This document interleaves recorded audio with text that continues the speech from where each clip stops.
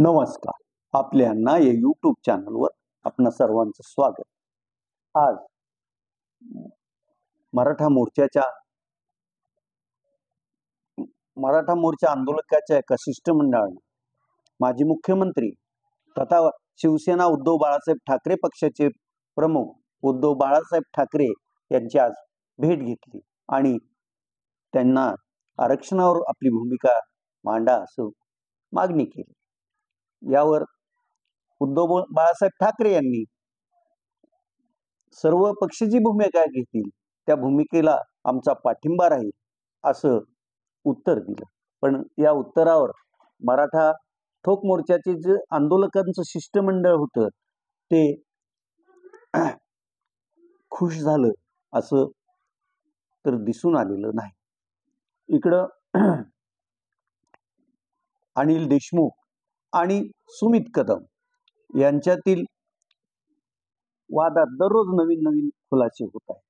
अनिल देशमुख यांनी ते गृहमंत्री असताना आणि त्यांच्यावर खंडणी गोळा करण्याचं प्रकरण दाखल झाल्यावर देवेंद्र फडणवीस यांनी त्यांचा खास माणूस माझ्याकडे पाठवला आणि माझ्याकडून 3 ॲफिडेव्हिटवर स्वाक्षऱ्या करा असा निरोप त्यांनी दिला होता असं काही दिवसापूर्वी सांगितलं.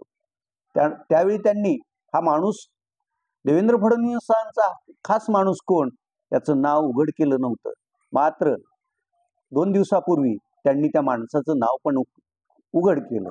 सुमित कदम असं त्यांचं नाव असल्याचं त्यांनी सांगितलं. हे सुमित कदम जनसुराज्य पक्षाचे नेते असल्याचंही कळतं आणि त्यांना झेड सुरक्षा पण राज्य सरकारनं दिली असल्याचंही अनिल देशमुख आणि महाविकास आघाडीतील अनेक नेत्यांचं म्हणणं आहे. सुमित देशमुख यांनी अनिल देशमुख यांनीच बोलावलं होतं असं त्यावर उत्तर दिलं असून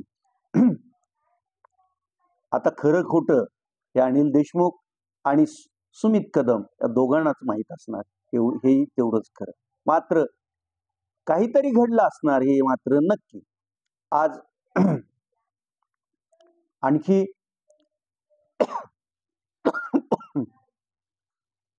एका प्रश्नावर सर्वांचं लक्ष वेधलं गेलेलं असणार आणि ती म्हणजे लोकसभेतील अर्थसंकल्पावरील चर्चा. या अर्थसंकल्पीय चर्चेत इंडिया आघाडीच्या अनेक नेत्यांनी आज आपली मतं मांडली. त्यात लक्षणीय ठरलं ते सांगलीचे अपक्ष आमदार आणि जे आता काँग्रेसचे संलग्न सदस्य झालेत त्या विशाल पाटील यांनी महाराष्ट्राला तुम्ही काही निधी दिलेला नाही आणि ज्यांना निधी दिलाय त्यांनाच काय बोलायला सांगता असा आरोप करत महाराष्ट्रासाठी भरीव निधीची तरतूद करावी अशी मागणी त्यांनी सभागृहात केली. आता पावसामुळं दुर्घटना तर घडतच आहेत.